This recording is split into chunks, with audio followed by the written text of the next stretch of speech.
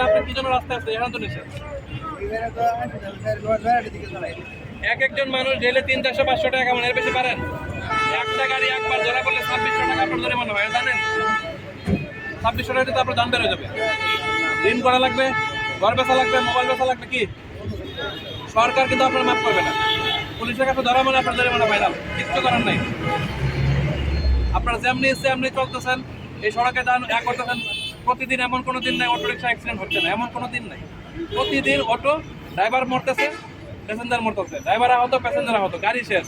একজনের জন্য 4 জনের জীবন নাই, কেন এটা করতেছে?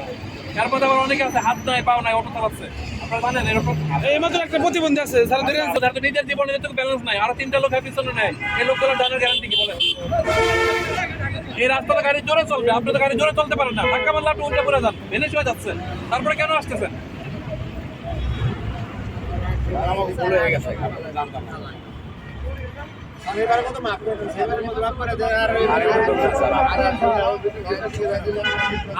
আমি আমার গত 5 মাসে এরকম 100 লোককে মাফ করছি, কেউ মাপ পায়া ঘরে বসে থাকে না, আবার আসছে।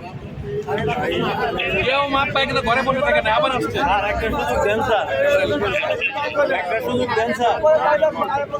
সরকার কিন্তু চায় না আপনারা কষ্ট করেন, কিন্তু সরকার চায় আপনারা আইনটা মেনে চলেন। আমি এখানে দাঁড়ায় গাড়ি তো ধরতে আমার কষ্ট হয়, আমার পুলিশের কষ্ট হয়, আমার কেন এত কষ্ট আপনারা দিচ্ছেন বলেন? আপনাদেরকে বারবার বলা হচ্ছে আপনারা গাড়ি চালাবেন না মহাসড়কে, তারপরে কেন চালাচ্ছেন? আপনারা মুখে বলেন স্যার মাফ করে দেন, মাফ পাওয়ার পরে আপনার মনে থাকে না, আবার আপনারা চলে আসেন। 100-200 টাকা ভাড়ার লোভে আপনার মহাসড়কে চলে যাচ্ছেন।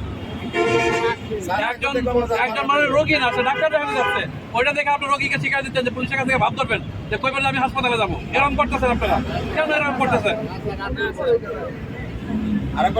আপনি একজন গরিব মানুষ, আপনার 2500 টাকা জরিমানা হচ্ছে। এই 2500 টাকা করে আপনার 10 দিন লাগে।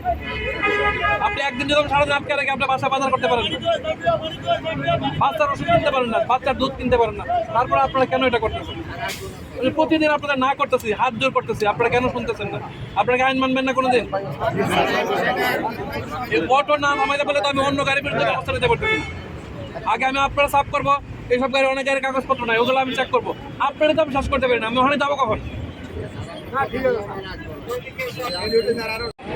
প্রতিনিয়তই মহাসড়কে হচ্ছে দুর্ঘটনা, তার একটাই কারণ এই মহাসড়কে অটো রিক্সা যে আছে, এই অটো ভ্যান, অটো রিক্সা এগুলো দূরত্ব বেড়ে গেছে, যার ফলে এই মহাসড়কে প্রতিনিয়তই দুর্ঘটনার ঘটনা ঘটছে।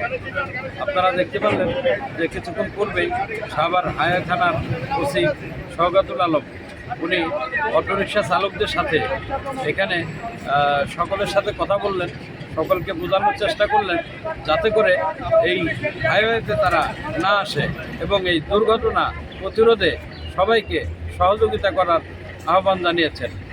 শিহাবুদ্দিন, NGTV, সাভার।